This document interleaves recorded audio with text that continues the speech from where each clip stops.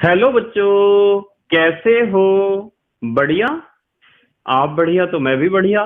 तो देखो बच्चों, आज हमें क्या पढ़ाई करनी है।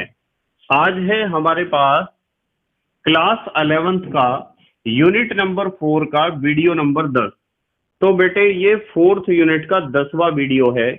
और इससे पहले 9 वीडियो आपको प्ले लिस्ट में भी मिल जाएंगे, नीचे डिस्क्रिप्शन में भी मिल जाएंगे, और कुछ समय बाद आई बटन में भी लिंक आ जाएगा, जहां आप यूनिट नंबर 4 के सभी वीडियोस को देख सकते हो, समझ सकते हो, और अपने सुंदर से नोट्स भी बना सकते हो, जो एग्जाम में आपकी बहुत ज्यादा हेल्प करेंगे। इसी के साथ साथ आपको नीचे डिस्क्रिप्शन में पीडीएफ नोट्स का लिंक भी मिल जाएगा, और आप पीडीएफ नोट्स के लिए टेलीग्राम पर भी सर्च कर सकते हो, KMD सहारनपुर। तो देखते हैं आज का हमारा टारगेट क्या है। आज हमें पढ़ना है विद्युत संयोजक यौगिक, सह संयोजक यौगिक और उप सह संयोजक यौगिकों में अंतर। तो ये तीनों प्रकार के बंध और तीनों प्रकार के यौगिक हमने पढ़े थे। हमने पढ़ा था विद्युत संयोजक बंध किसे कहते हैं, या विद्युत संयोजक बंध को आप आयनिक बंध भी कह सकते हो। तो जिन यौगिकों में विद्युत संयोजक बंध या आयनिक बंध पाया जाता है, उन यौगिकों को हम कहते हैं विद्युत संयोजक यौगिक या आयनिक यौगिक। फिर उसके बाद हमने सह संयोजक बंध पढ़ा था, और जिन यौगिकों में सह संयोजक बंध पाया जाता है, उन यौगिकों को हम कहते हैं सह संयोजक यौगिक। और फिर हमने पढ़ा था उप सह संयोजक बंध। उप सह संयोजक बंध जिन यौगिकों में पाया जाता है, उन यौगिकों को हम कहते हैं उप सह संयोजक यौगिक। तो हमें इन तीनों प्रकार के यौगिकों के गुणों की तुलना करनी है। और यदि आपने ये तीनों प्रकार के बंध पढ़ लिए हैं और तीनों प्रकार के यौगिक भी पढ़ लिए हैं, तो ये वाला वीडियो आपके लिए बहुत ज्यादा फायदेमंद होने वाला है। इससे आपको बहुत ज्यादा लाभ होगा। तो स्टार्ट करते हैं। सबसे पहले हमने यहाँ लिखा है विद्युत संयोजक यौगिक, फिर लिखा है सह संयोजक यौगिक, फिर लिखा है उप सह संयोजक यौगिक। तो तीनों को हमें बारी बारी से समझना है। तो सबसे पहले मैं आपको सबसे पहला अंतर बताता हूं। नंबर 1, आपको एक बात ध्यान रखनी है कि जब भी कहीं विद्युत संयोजक बंध बनता है, विद्युत संयोजक यौगिक है, तो उसमें विद्युत संयोजक बंध ही तो बन रहा होगा। और विद्युत संयोजक बंध कब बनता है? जब परमाणुओं के बीच इलेक्ट्रॉनों का स्थानांतरण हो, अर्थात इलेक्ट्रॉनों का क्या हो, आदान प्रदान हो। तो ये विद्युत संयोजक यौगिक कब बनते हैं? जब परमाणुओं के बीच, जब क्या होता है, परमाणुओं के बीच इलेक्ट्रॉनों का स्थानांतरण होता है। तो जब दो परमाणुओं के बीच इलेक्ट्रॉनों का स्थानांतरण होता है या इलेक्ट्रॉनों का आदान प्रदान होता है, तो उससे बनता है विद्युत संयोजक बंध या आयनिक बंध। और फिर आयनिक बंध या विद्युत संयोजक बंध के बनने के कारण ही बनते हैं विद्युत संयोजक यौगिक। तो आप कह सकते हो कि विद्युत संयोजक यौगिकों में परमाणुओं के बीच इलेक्ट्रॉनों का क्या होता है, स्थानांतरण होता है। और यहां यहां आप क्या कहोगे? यहां कहोगे कि परमाणुओं के बीच, परमाणुओं के बीच इलेक्ट्रॉनों की बराबर की साझेदारी होती है। इलेक्ट्रॉनों की बराबर की क्या होती है? साझेदारी। यदि दो परमाणुओं के बीच इलेक्ट्रॉनों की बराबर की साझेदारी होती है, तो इस बराबर की साझेदारी से बनने वाले बंध को हम कहते हैं सह संयोजक बंध। और जिन यौगिकों में सह संयोजक बंध पाया जाता है, उन यौगिकों को हम कहते हैं सह संयोजक यौगिक। ठीक है। और यदि आप उपसह संयोजक यौगिकों की बात करो, तो इनमें होता है उपसह संयोजक बंध। और उपसह संयोजक बंध की खासियत क्या होती है? इसकी खासियत होती है कि जो साझेदारी का इलेक्ट्रॉन युग्म है ना, ये बातें आपको सारी सिखा रखी हैं। साझेदारी का इलेक्ट्रॉन युग्म किसी एक परमाणु द्वारा किसी एक परमाणु द्वारा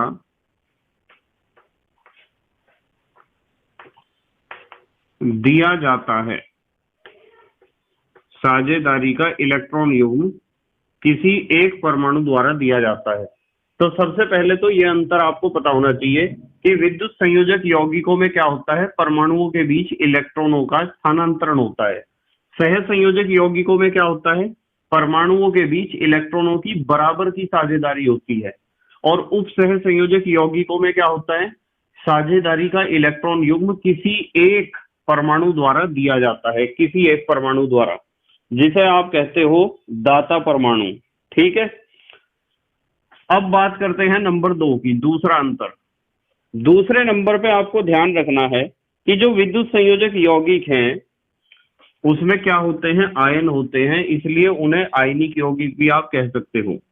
तो इनके जो आयन होते हैं ना, आयन, इनके आयनों के बीच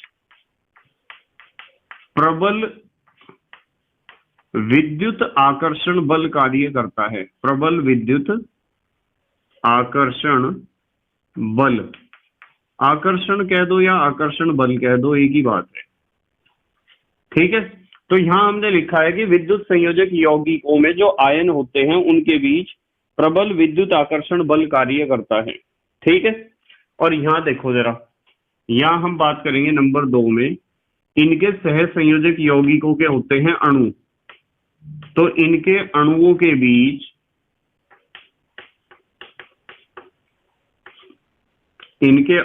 बीच दुर्बल वान डर वाल्स बल कार्य करता है। बल कह सकते हो या बंध भी कह सकते हो।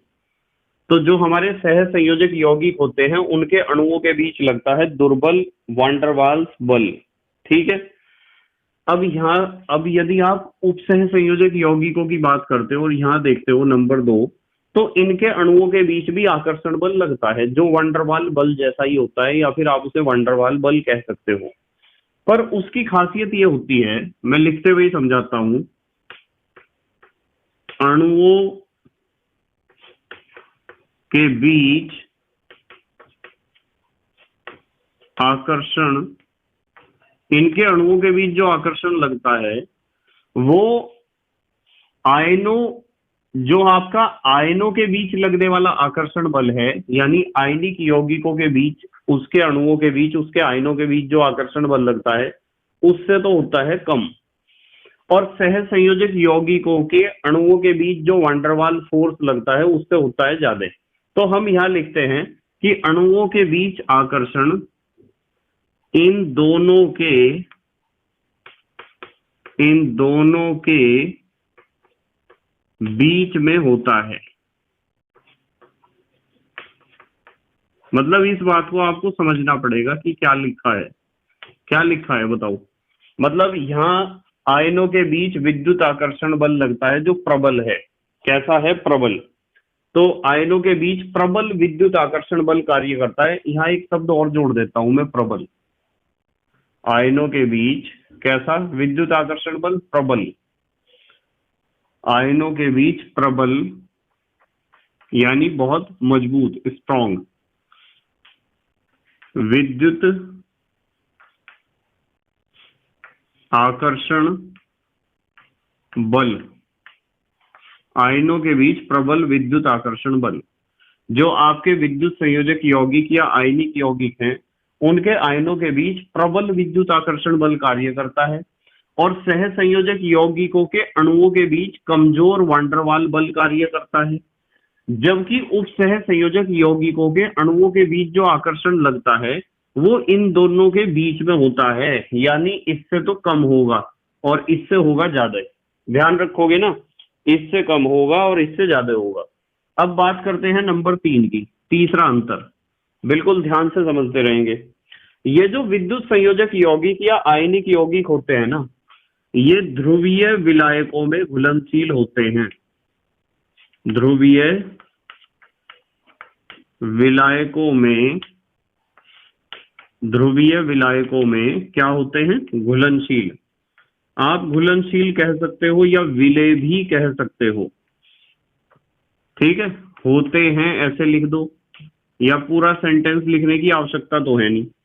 अब सवाल ये खड़ा होता है कि सर ये विद्युत संयोजक यौगिक ध्रुवीय विलायकों में घुलनशील क्यों होते हैं? हालांकि इस चीज को हमने पिछले वीडियोस में डिस्कस कर रखा है, पर फिर भी आपको पता होना चाहिए कि जो आयनिक यौगिक या विद्युत संयोजक यौगिक होते हैं वे तो खुद ही ध्रुवीय होते हैं, और जब वे अपने आप ही ध्रुवीय हैं तो ध्रुवीय विलायकों में तो वे घुलेंगे ही, जैसे जल में तो वे घुलेंगे ही, क्योंकि एक कहावत है लाइक डिजॉल्व लाइक, समान समान को घोलता है। और यदि आप बात करते हो सहसंयोजक यौगिकों की, तो सहसंयोजक यौगिक घुलनशील होते हैं अध्रुवीय विलायकों में। अध्रुवीय विलायकों में, अध्रुवीय विलायकों में घुलनशील होते हैं या विलय होते हैं। अच्छा, एक बात बताता हूं आपको, यहां हम अपवादों की बात बिल्कुल भी नहीं कर रहे हैं। अपवाद तो समझते हो आप, अपवाद माने एक्सेप्शन, ऐसे सभी केस जो नियमों का पालन ना करते हो। अब जैसे हमने यहाँ पढ़ा है कि अणुओं के बीच दुर्बल वांडरवाल बल लगते हैं। भाई अणुओं के बीच दुर्बल वांडरवाल बल लगते हैं, पर कुछ ऐसे भी सहसंयोजक यौगिक हैं जिनके अणुओं के बीच बहुत प्रबल आकर्षण बल कार्य करता है, और वो आयनिक यौगिकों के आयनों के बीच लगने वाले आकर्षण बल से ज्यादा भी हो सकता है। तो इस दूसरे पॉइंट के भी अपवाद हैं हमारे पास। जैसे मैं आपको कहूं डायमंड, डायमंड माने हीरा, जैसे मैं कहूं ग्रेफाइट, तो हीरा और ग्रेफाइट तो ऐसा है कि उसके जो अणु हैं या यूं कह दो परमाणु हैं, उनके बीच लगने वाला आकर्षण बल तो बहुत ज्यादा है। हीरा कितना कठोर है, और वो कठोर तभी तो होगा क्योंकि उसके अणुओं के बीच आकर्षण बल बहुत ज्यादा होगा, तो वहां तो वांडरवाल फोर्स है ही नहीं। तो यहाँ एक्सेप्शन की बात हम बिल्कुल भी नहीं कर रहे हैं, अपवादों की बात नहीं कर रहे हैं, हम सामान्य रूप से तीनों प्रकार के यौगिकों में तुलना कर रहे हैं या अंतर देख रहे हैं। तो यहाँ हमने लिखा है अध्रुवीय विलायकों में घुलनशील होते हैं, ये तो ध्रुवीय विलायकों में घुलनशील होते हैं। भाई ध्रुवीय विलायकों में तो इसलिए घुलेंगे क्योंकि खुद ध्रुवीय है। कौन है ध्रुवीय? विद्युत संयोजक यौगिक। और ये अध्रुवीय विलायकों में घुलनशील इसलिए होते हैं क्योंकि ये खुद अध्रुवीय है। भाई ज्यादातर सहसंयोजक यौगिक अध्रुवीय ही तो होते हैं। अध्रुवीय सहसंयोजक बंध को ही शुद्ध सहसंयोजक बंध माना जाता है, पर इसके भी बहुत सारे अपवाद आपको मिल जाएंगे। जैसे मैं कहूँ आपको HCl, तो HCl तो एक सहसंयोजक यौगिक है, पर HCl एक ध्रुवीय सहसंयोजक यौगिक है, और जब वो ध्रुवीय सहसंयोजक यौगिक है तो पानी में या ध्रुवीय विलायकों में तो वो घुलेगा ही क्योंकि वो खुद ध्रुवीय है। तो हम यहाँ अपवाद की बात बिल्कुल भी नहीं करेंगे, यहाँ सामान्य बात करेंगे, और सामान्य बात यह है कि सहसंयोजक यौगिक अध्रुवीय विलायकों में ही घुलते हैं। और यदि आप बात करते हो इनकी उपसह संयोजक यौगिकों की, तो यहाँ भी हम लिखेंगे अध्रुवीय विलायक। ये भी अध्रुवीय विलायकों में, अध्रुवीय विलायकों में घुलनशील हैं या घुलनशील होते हैं। सेंटेंस पूरा कर लेना आप अपने आप। आपको पता है ना, अध्रुवीय विलायक उन्हें कहते हैं जिनके सिरों पर या किनारों पर धन आवेश या ऋण आवेश नहीं होते हैं। ठीक है, जैसे मैं कहूं CH2 carbon disulphide, CCl4 carbon tetrachloride, benzene, ऐसे बहुत सारे क्या हैं, अध्रुवीय विलायक हैं। तो ये तो हुए कितने अंतर हुए? 3 अंतर हुए। अब हम बात करेंगे नंबर 4 की। यदि आप विद्युत संयोजक यौगिक या आयनिक यौगिकों की बात करते हैं तो इनके गलनांक व क्वथनांक होते हैं अधिक। गलनांक व क्वथनांक, बताओ ये सिखाया था या नहीं सिखाया था? इनके गलनांक व क्वथनांक अधिक इसलिए होते हैं क्योंकि आयनिक यौगिकों में या विद्युत संयोजक यौगिकों में आयनिक क्रिस्टल जालक रचना पाई जाती है जिसमें आयनों के बीच प्रबल स्थिर वैद्युत आकर्षण बल काम करता है, जो सभी आयनों को आपस में बहुत मजबूती से पकड़ के रखता है। इसलिए इनके गलनांक व क्वथनांक क्या होते हैं? अधिक। ठीक है, अच्छा यहाँ बात करते हैं अब सहसंयोजक यौगिकों की। सामान्य रूप से इनके गलनांक व क्वथनांक, सामान्य रूप से इनके गलनांक व क्वथनांक क्या होते हैं? कम होते हैं। ठीक है, पर इसके भी बहुत सारे अपवाद आपको मिल जाएंगे। जैसे डायमंड है ना, हीरा, हीरे का गलनांक तो बहुत ज्यादा है, तो अपवाद को एक तरफ रखो अभी थोड़ी देर के लिए, अभी तो आप सामान्य बात करो। अब हम बात करेंगे उपसह संयोजक यौगिकों की। तो उपसह संयोजक यौगिकों के गलनांक व क्वथनांक दोनों के बीच में होंगे, यानी इनसे तो होंगे कम और इनसे होंगे ज्यादा। तो यहां लिखेंगे गलनांक, उपसह संयोजक यौगिकों के गलनांक व क्वथनांक, गलनांक व क्वथनांक दोनों के क्या लिखे बेटे? बीच में होते हैं। चलो वाक्य पूरा कर लो। दोनों के बीच में होते हैं का मतलब आपको समझ में आना चाहिए। इसका मतलब है कि विद्युत संयोजक यौगिकों से तो कम होंगे, पर सह संयोजक यौगिकों से होंगे ज्यादा। ठीक है। अच्छा, नंबर 5 देखो, ये जो विद्युत संयोजक यौगिक या आयनिक यौगिक होते हैं, ये गलित अवस्था में व विलयन अवस्था में, विलयन का मतलब पानी में घोल के इसका विलयन तैयार कर लिया, विलयन अवस्था में विद्युत के क्या होते हैं? विद्युत के सुचालक होते हैं। भाई ठोस अवस्था में तो सुचालक नहीं होते हैं, ये तो बात पक्की है। विद्युत संयोजक यौगिक ठोस अवस्था में विद्युत के सुचालक क्यों नहीं होते हैं, बता सकते हो आप? इसलिए नहीं होते हैं क्योंकि ठोस अवस्था में इनमें आयन तो पाए जाते हैं, पर वे आयन होते हैं बंधित आयन या बॉन्डेड आयन। वे मुक्त आयन नहीं होते हैं जो वे आवेश को एक स्थान से दूसरे स्थान तक ले जा सके। वे बंध से जुड़े होते हैं, जिसके कारण वे आवेश को ले जा नहीं सकते। पर यदि आप किसी आयनिक यौगिक या विद्युत संयोजक यौगिक को गला दोगे, उसे गलित अवस्था में ले आओगे, तो उसमें मुक्त आयन आ जाएंगे, और वे मुक्त आयन जो हमें प्राप्त होंगे वे ही आवेश को एक स्थान से दूसरे स्थान तक ले जाने का कार्य करेंगे। या तो उसे गलाओ, या तो उसे आसूत जल में घोल लो, डिस्टिल्ड वाटर में घोल लो। तो यदि आपने उसे आसूत जल में या डिस्टिल्ड वाटर में घोलकर उसका विलयन तैयार कर लिया है, तो उस विलयन में भी बहुत सारे मुक्त आयन होंगे, और वे मुक्त आयन ही आवेश को एक स्थान से दूसरे स्थान तक ले जाने का कार्य करेंगे, यानी करंट को फ्लो करेंगे, चार्ज को फ्लो करेंगे। ठीक है। अब बात करते हैं सह संयोजक यौगिकों की। तो ये जो है यहां लिखते हैं, नंबर कौन सा है? 5वां। ये प्रत्येक अवस्था का मतलब चाहे ठोस अवस्था हो, चाहे द्रव अवस्था हो, चाहे गलित अवस्था हो, प्रत्येक अवस्था में विद्युत के कुचालक होते हैं, विद्युत के कुचालक होते हैं। तो बेटे ये प्रत्येक अवस्था में विद्युत के कुचालक होंगे, चाहे वो अवस्था ठोस हो, चाहे द्रव हो अर्थात विलयन अवस्था हो, या फिर हो वो कोई गलित अवस्था। हर एक अवस्था में विद्युत के कुचालक होंगे, क्योंकि इनमें मुक्त आयन होने ही नहीं, और जब इनमें मुक्त आयन नहीं होंगे तो करंट को कैसे कैरी करेंगे? करंट को कैरी नहीं कर सकते हैं, ले जा ही नहीं सकते हैं एक जगह से दूसरी जगह। पर इसके भी कुछ अपवाद हैं। जैसे मैं आपको कहूं HCl है, HCl का जलीय विलयन विद्युत का सुचालक होता है, क्योंकि HCl है एक ध्रुवीय सह संयोजक यौगिक, और वो ध्रुवीय है तो पानी में तो घुलेगा ही, वो आयनों में तो टूटेगा ही पानी में घुल के, क्योंकि पानी भी खुद अपने आप में ध्रुवीय है। तो HCl इसका अपवाद है। HCl का जलीय विलयन विद्युत का सुचालक इसलिए होता है क्योंकि उसमें मुक्त आयन पाए जाते हैं, और वो मुक्त आयन ही आवेश को एक स्थान से दूसरे स्थान तक ले जाने का कार्य करते हैं। पर इसका एक अपवाद ग्रेफाइट भी है। ग्रेफाइट विद्युत का सुचालक ठोस अवस्था में इसलिए होता है क्योंकि ग्रेफाइट में पाए जाते हैं मुक्त इलेक्ट्रॉन।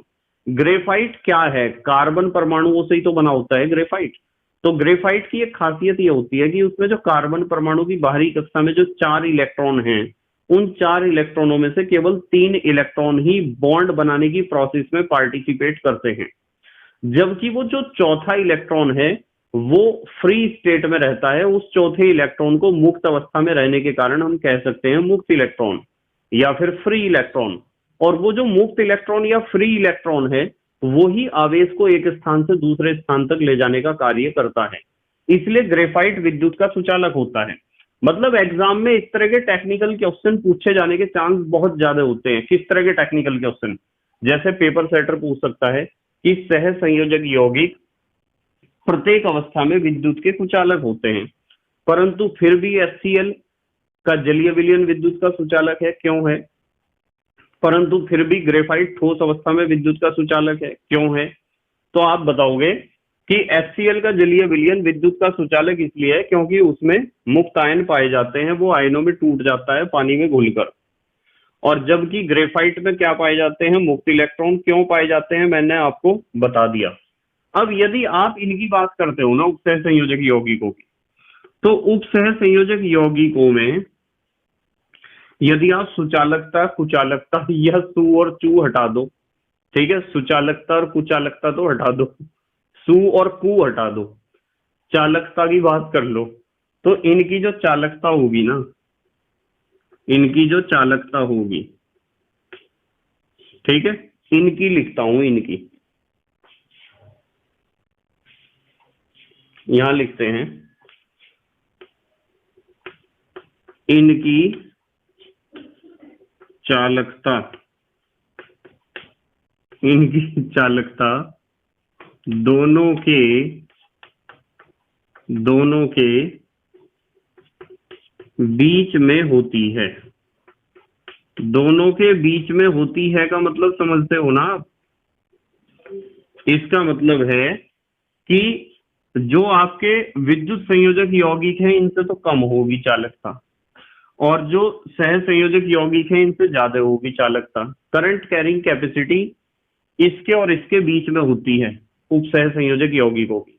तो हमने हटाया, यहां तो हमने लिखा था सुचालक और यहां लिखा था कुचालक और यहां लिख दिया चालकता। सु का मतलब होता है अच्छा, कु का मतलब होता है बुरा। इसी तरीके से एक बार एक टीचर अपनी क्लास में बच्चों को पढ़ा रहे थे कि सु का मतलब तो होता है अच्छा और कु का मतलब होता है बुरा। तो वहां एक स्टूडेंट था, बहुत सिंपल सा स्टूडेंट, बहुत सीधा साधा बच्चा, उसने समझ ली इस बात को, बहुत ध्यान से समझ लिया। और ध्यान से समझने के बाद क्या हुआ, उसने इस बात को अपनी लाइफ में दैनिक जीवन में बिल्कुल उतार लिया कि सु का मतलब अच्छा और कु का मतलब बुरा। अब क्या हुआ, उसकी शादी हुई, बड़ा होने के बाद, पढ़ लिखने के बाद, जॉब लगने के बाद उसकी शादी हुई, और शादी के बाद वो गया अपनी ससुराल में। तो ससुराल में क्या हुआ, ससुराल में उसे कहा, ससुराल वालों ने, आइए कुंवर साहब आइए, आइए कुंवर साहब आइए, कुंवर साहब नमस्कार, आइए आपका स्वागत है कुंवर साहब। तो वे बार बार उसे कुंवर साहब कहते जा रहे थे। अब उसे उसके टीचर ने पढ़ा रखा था कि कु का मतलब क्या होता है, कु का मतलब होता है बुरा और सु का मतलब होता है अच्छा, और वे बार बार कुंवर साहब, उसे गुस्सा आ गया थोड़ी देर में। और गुस्सा आने के बाद उसने क्या किया, उसने कहा कि देखो सारी बात ठीक है पर आप मुझे कुंवर साहब बिल्कुल नहीं कहने के हो। तो उसने कहा, उसके ससुराल वालों से उसने कहा कि आप मुझे कुंवर साहब बिल्कुल मत कहो, मुझे बिल्कुल भी अच्छा नहीं लग रहा है कि आप मुझे बार बार कुंवर साहब कह रहे हो। तो ससुराल वालों ने पूछा, जी फिर आपको क्या कहें, कि आप मुझे यदि कहना चाहते हो तो कु की जगह आप सू लगाओ, ठीक है, तो कुंवर साहब ना कहो, मुझे कहो सुअर साहब सुअर साहब कहो। तो ऐसा उसने कहा। तो हमें समझना चाहिए क्लासरूम में या कहीं से भी, दैनिक जीवन में जहां से भी आप सीखते हो, सीखने की प्रोसेस तो थ्रू आउट द लाइफ चलती है, जीवन पर्यंत चलती रहती है लर्निंग प्रोसेस। जो अधिगम है, अधिगम कहते हैं लर्निंग को, सीखने को कहते हैं हम अधिगम, लर्निंग या सीखना। ये process through out the life चलती है, जीवन पर्यंत चलती है। वहां से हमें बहुत सारी बातें पूरे जीवन भर सीखने को मिलती हैं। यदि आप सोचते हो कि टीचर्स सीखते नहीं है, तो टीचर्स भी सीखते हैं। टीचर्स ज्यादातर किससे सीखते हैं? बच्चों से, ठीक है। तो लर्निंग प्रोसेस कभी आप सोचते हो इधर से उधर ही होती है, उधर से इधर भी होती है लर्निंग प्रोसेस। सीखते हम भी हैं आपसे बहुत ज्यादा, और आप भी सीखते हो हमारे से बहुत ज्यादा। ये तो एक आदान प्रदान की क्रिया है। ठीक है, तो आपको जितनी भी बात जीवन में आपने सीखी है उसमें से सही कब कौन सी बात अप्लाई होगी, सही समय क्या है उसका अप्लाई करने का, ये बात आपको पता होनी चाहिए। ठीक है, चलो खैर, ये था हमारे पास चालकता के बारे में। हमने सीखा कि विद्युत संयोजक यौगिक क्या होते हैं, गलित और विलयन अवस्था में विद्युत के सुचालक होते हैं, और सह संयोजक यौगिक किसी भी अवस्था में विद्युत धारा प्रवाहित नहीं करते, अर्थात प्रत्येक अवस्था में विद्युत के कुचालक होते हैं। जबकि यहां हमने लिखा है उपसह संयोजक यौगिकों में कि इनकी चालकता दोनों के बीच में होती है, अर्थात विद्युत संयोजक यौगिकों से तो कम होगी और सह संयोजक यौगिकों से क्या होगी, ज्यादा। आते हैं नंबर 6 पर, छठा पॉइंट। ये जो विद्युत संयोजक यौगिक है ये आयनन इनमें होता है, या फिर आप कह सकते हो आयनों में टूटते हैं। विद्युत संयोजक यौगिक आयनों में टूटते हैं, यानी इनका आयनन होता है। ठीक है, और यहां हम लिखेंगे आयनों में नहीं टूटते, अर्थात इनका आयनन नहीं होता है, इनका आयनन नहीं होता है। और यहां लिखेंगे हम अर्ध ध्रुवीय होने के कारण, अर्ध चलो ऐसे लिखते हैं, अर्ध ध्रुवीय, सेमी पोलर पढ़ाया था ना कि जो उपसह संयोजक यौगिक होते हैं वे सेमी पोलर होते हैं, अर्ध ध्रुवीय होते हैं। अर्ध ध्रुवीय होने के कारण, अर्ध ध्रुवीय होने के कारण बहुत कम, यानी थोड़ा बहुता, बहुत कम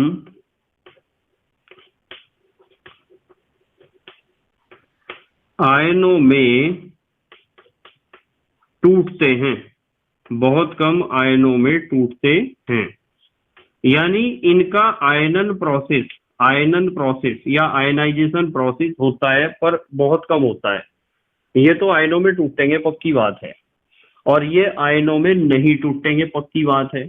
हालांकि ध्रुवीय सहसंयोजक यौगिक टूटेंगे, वे अपवाद हैं, और ये बहुत कम मात्रा में टूटेंगे। हालांकि टूटना तो चाहिए था, इन्हें भी नहीं, इन्हें यूं नहीं टूटना चाहिए था कि ये कोई इनके ऊपर आवेश, पूर्ण रूप से आवेश तो है नहीं, आंशिक आवेश है इनके ऊपर, पर ये आयनों में इसलिए टूट जाते हैं क्योंकि वो जो थोड़ा बहुत आवेश है तो उस आवेश के कारण इन पर ध्रुवीयता आ जाती है, जिसे हम कहते हैं अर्ध ध्रुवीय। तो जो सेमी पोलैरिटी आती है, अर्ध ध्रुवीयता आती है, थोड़ा बहुत प्लस माइनस चार्ज आता है, उसके कारण ही ये आयनों में थोड़े बहुत टूट जाते हैं। ठीक है, उसके बाद आते हैं नंबर 7 पर। नंबर 7 यही लिखते हैं, नंबर 7। नंबर 7 पे हम लिखेंगे कि जो विद्युत संयोजक यौगिक हैं वे आयनिक अभिक्रियाएं दिखाते हैं, आयनिक अभिक्रियाएं दिखाते हैं। अच्छा, एक बात है, ये जो आयनिक अभिक्रिया है ना, इसके बारे में आपको एक बात सिखाई थी मैंने कि इनका वेग क्या होता है, अधिक होता है। आयनिक अभिक्रियाओं का वेग क्या होता है, अधिक होता है। ध्यान रखेंगे ये बात कि जो विद्युत संयोजक यौगिक हैं वे आयनिक अभिक्रिया दिखाते हैं और इनका वेग होता है अधिक। ठीक है, यहां हम लिखेंगे नंबर 7 पर, ये दिखाते हैं आणविक अभिक्रिया। कैसी अभिक्रिया, आणविक, ये दिखाते हैं आणविक अभिक्रिया दिखाते हैं, जिनका वेग, आणविक अभिक्रियाओं का वेग क्या होता है, बताओ कैसा होता है, कम, जिनका वेग कम होता है। अब यदि उपसह संयोजक यौगिकों की बात करो तो ये भी आणविक अभिक्रियाएं दिखाते हैं। यहां लिखेंगे हम आणविक अभिक्रिया दिखाते हैं। तो उपसह संयोजक यौगिक भी आणविक अभिक्रियाएं दिखाते हैं, और इन आणविक अभिक्रियाओं का वेग कैसा होता है, जिनका वेग कम होता है। ठीक है, लिख लेना, कम होता है। ठीक है, अच्छा जल्दी से स्क्रीनशॉट लो, फिर अगली अंतर बताऊंगा मैं आपको। ले लिया स्क्रीनशॉट? ठीक है, अब देखते हैं नंबर 8। विद्युत संयोजक यौगिकों के जो बंध होते हैं ना, वे बंध होते हैं अदिशात्मक। अदिशात्मक का मतलब तो समझते हो आप। अदिशात्मक का मतलब ये है कि इन यौगिकों में जब भी कोई बंध बनेगा तो उसकी कोई निश्चित दिशा नहीं होगी, और यदि बंधों की निश्चित दिशा नहीं होगी तो उनके बॉन्ड एंगल भी निश्चित नहीं होंगे। तो ये बंध होते हैं अदिशात्मक, अर्थात विद्युत संयोजक यौगिकों में पाए जाने वाले विद्युत संयोजक बंध या आयनिक बंध होते हैं अदिशात्मक। और यदि सह संयोजक यौगिकों में पाए जाने वाले सह संयोजक बंधों की बात करो तो ये बंध होते हैं दिशात्मक। सह संयोजक बंध कैसे होते हैं? दिशात्मक। एक ये अंतर आपको ध्यान रखना है, कैसे होते हैं? दिशात्मक होते हैं। और उपसह संयोजक बंध भी कैसे होते हैं? दिशात्मक होते हैं। उपसह संयोजक बंध भी कैसे होते हैं? दिशात्मक होते हैं, यानी इनकी भी एक निश्चित दिशा होती है और बॉन्ड एंगल यौगिकों के अंदर निश्चित होता है। ठीक है, अब देखो इसी से जुड़ा हुआ एक गुण है। विद्युत संयोजक यौगिकों के बंध अदिशात्मक होते हैं, तो इसलिए इनकी कोई निश्चित ज्यामितीय आकृति नहीं होती है। तो मैं लिखूंगा अनिश्चित, अनिश्चित ज्यामितीय आकृति, अनिश्चित ज्यामितीय आकृति। कोई भी आपसे पूछता है कि विद्युत संयोजक यौगिकों की ज्यामितीय आकृति निश्चित क्यों नहीं होती है, तो आपको कहना चाहिए क्योंकि उनके जो बंध हैं, आयनिक बंध या विद्युत संयोजक बंध, वे बंध अदिशात्मक होते हैं और ये तो दिशात्मक है। यदि ये दिशात्मक है तो इनकी निश्चित ज्यामितीय आकृति होगी। ठीक है, निश्चित ज्यामितीय आकृति। सह संयोजक यौगिकों की निश्चित ज्यामितीय आकृति इसीलिए होती है क्योंकि इनके बंध कैसे होते हैं? दिशात्मक। तो इनके बंध भी तो दिशात्मक हैं, बंध दिशात्मक हैं, तो इनकी भी यानी उपसह संयोजक यौगिकों भी, इनकी भी कैसी होगी? निश्चित ज्यामितीय आकृति होगी, निश्चित ज्यामितीय आकृति। इस तरह आपको समझना चाहिए।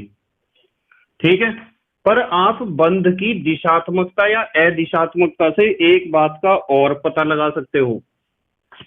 देखो मैं बताता हूं किस बात का। जो बंध अदिशात्मक होगा, यानी जिस यौगिक के बंध अदिशात्मक होंगे, उनकी अनिश्चित ज्यामितीय आकृति होगी, कोई निश्चित आकृति नहीं होगी। और जब निश्चित आकृति नहीं होगी तो वे समावयवता भी नहीं दिखा सकते हैं। समावयवता समझाया था मैंने पिछले वीडियो में आपको।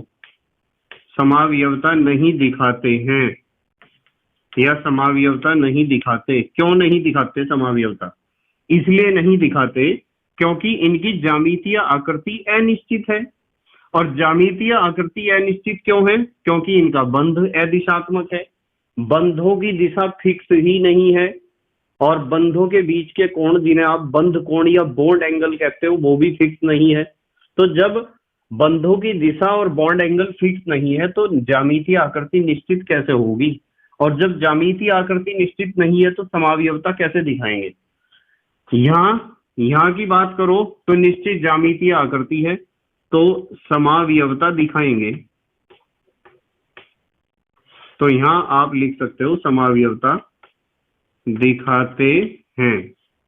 ये समावयवता दिखाएंगे क्योंकि इनकी निश्चित ज्यामितीय आकृति है। और ये भी क्या करेंगे? ये भी समावयवता दिखाते हैं। अब ये बार बार जो शब्द आता है ना समावयवता, ये मेरे ऊपर उधार है। जब मैं ऑर्गेनिक केमिस्ट्री स्टार्ट करूंगा तो मैं वहां समावयवता बताऊंगा। हालांकि मैंने कल या परसों के वीडियो में समावयवता आपको बता दी थी। समावयवता का मतलब जब दो या दो से अधिक यौगिकों के अणु सूत्र तो एक जैसे हों, पर उनके संरचना सूत्र या कुछ भौतिक व रासायनिक गुण अलग अलग हों, तो ऐसे यौगिक को हम कहते हैं एक दूसरे के समावयवी, और इस घटना को हम कहते हैं समावयवता। अब समावयवता तो डिटेल में मैं वहीं खोल लूंगा जहां इसकी जरूरत होगी। अभी इसकी इतनी जरूरत है ही नहीं कि मैं इसे यहाँ एक्सप्लेन करूं बहुत डिटेल में। अभी तो सिर्फ समझो, आप इन 3 पॉइंट्स को जो है अंतर संबंधित करो, एक दूसरे से जोड़ने का प्रयास करो, जैसे मैं आपको समझा रहा हूं। अच्छा, 11वें नंबर पे हम उदाहरण लेंगे। चलो इसका एक उदाहरण लेते हैं, आयनिक या विद्युत संयोजक यौगिक का एक उदाहरण लेते हैं। जैसे सोडियम की भारी कक्षा में 1 इलेक्ट्रॉन है और Cl की भारी कक्षा में होते हैं 7 इलेक्ट्रॉन। तो सोडियम अपना 1 इलेक्ट्रॉन किसे देता है? Cl को, यानी इलेक्ट्रॉन का स्थानांतरण या आदान प्रदान हुआ। सोडियम में से 1 इलेक्ट्रॉन निकला है तो सोडियम के ऊपर 1 इकाई ऋणावेश आ जाएगा, और Cl में इलेक्ट्रॉन ने प्रवेश किया है तो Cl के ऊपर आ जाएगा 1 इकाई ऋणावेश। और पॉजिटिव और नेगेटिव चार्ज अर्थात धन व ऋणावेश एक दूसरे को आकर्षित करेंगे, और इनके बीच जो आकर्षण बल लगेगा उस आकर्षण बल को हम कहेंगे आयनिक या विद्युत संयोजक बंध, और NaCl को हम कहेंगे विद्युत संयोजक यौगिक। ठीक है, इसी तरीके से एक उदाहरण इसका देख लो आप 11वें नंबर पर। एक उदाहरण हम देखेंगे सह संयोजक अणु का या यौगिक का, कुछ भी कह दो। जैसे हाइड्रोजन के आउटर मोस्ट ऑर्बिट में 1 इलेक्ट्रॉन और इधर भी 1 इलेक्ट्रॉन, तो ये 1-1 इलेक्ट्रॉन की साझेदारी करते हैं ऐसे, और ये बन जाता है H बॉन्ड H। तो यहाँ दोनों हाइड्रोजन परमाणुओं के बीच 1-1 इलेक्ट्रॉन की साझेदारी हुई है, अर्थात इलेक्ट्रॉनों की बराबर की साझेदारी हुई है, और बराबर की साझेदारी के कारण जो बंध बनता है उसे हम कहते हैं सह संयोजक बंध। इसी तरीके से आप यहाँ एग्जाम्पल ले सकते हो, यहाँ भी एक छोटा सा एग्जाम्पल ले लो। यहाँ ले लो आप एग्जाम्पल H3O पॉजिटिव का। ये क्या लिखा है? H3O positive. जैसे यहाँ हमने लिया H2 का उदाहरण और यहाँ हमने लिया NaCl का उदाहरण। देखो ऐसा ही तो होता है, 2 लोन पेयर होते हैं ना इसके पास। H कितने हैं? 3। 2 तो है ही नॉर्मल, एक H है H पॉजिटिव के रूप में, पॉजिटिव चार्ज है ना, इसके पास एक भी इलेक्ट्रॉन नहीं है, 2 इलेक्ट्रॉनों की आवश्यकता है, पर इसका अष्टक पूरा हो चुका है। जब दाता परमाणु का अष्टक पूरा हो जाता है और ग्राही परमाणु पर 2 इलेक्ट्रॉनों की कमी होती है और ग्राही परमाणु के पास उपयुक्त ऊर्जा वाले रिक्त कक्षक उपलब्ध होते हैं, तो वो क्या करता है? दाता परमाणु से इलेक्ट्रॉन का जोड़ा ले लेता है साझेदारी में। ये इलेक्ट्रॉन का जोड़ा हमेशा के लिए इसका नहीं हुआ है, इसका भी है, ज्यादा तो ये इसकी तरफ ही रहेगा। यदि कोई पूछता है कि ये बॉन्ड बना, देखो HHO, ये बॉन्ड बना, और आपको पता है कि इस बॉन्ड में इलेक्ट्रॉन के एक जोड़े की साझेदारी हुई है जो इस परमाणु द्वारा दिया गया है, जिसे आप कहते हो दाता परमाणु, इसे कहते हो ग्राही। यदि कोई आपसे पूछता है कि वो जो साझेदारी का इलेक्ट्रॉन युग्म है वो ऑक्सीजन के ज्यादा पास होगा या इस H पॉजिटिव के ज्यादा पास होगा, तो सिखा रखी है ना ये बात, किसके ज्यादा पास होगा, किसके ज्यादा नजदीक होगा, किसके ज्यादा समीप होगा? दाता परमाणु के ज्यादा समीप होता है, बिकॉज द इलेक्ट्रोनेगेटिविटी ऑफ दाता परमाणु यानी डोनर एटम, दाता परमाणु की विद्युत ऋणात्मकता ग्राही से ज्यादा होती है, इसलिए इलेक्ट्रॉन पेयर रहेगा दाता परमाणु की तरफ ही। इस चीज को ध्यान रखो आप, ठीक है। तो ये हमें तुलना करनी थी, ये अंतर करने थे, हमने कर लिए। अब हमारे देश के प्यारे प्यारे बच्चे जल्दी से स्क्रीनशॉट लेंगे। ले लिया बेटे स्क्रीनशॉट? ठीक है। तो बेटे मुझे उम्मीद है कि आपके समझ में आया होगा, और उन बच्चों को ये वीडियो बहुत अच्छा लगा होगा जिन्होंने तीनों प्रकार के बॉन्ड पढ़ रखे हैं।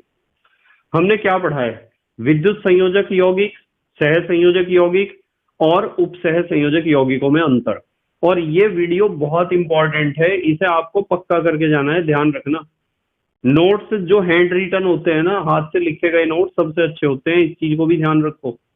और थोड़ा थोड़ा पढ़ो, डेली पढ़ो, कोई भी दिन स्किप मत करो पढ़ाई से।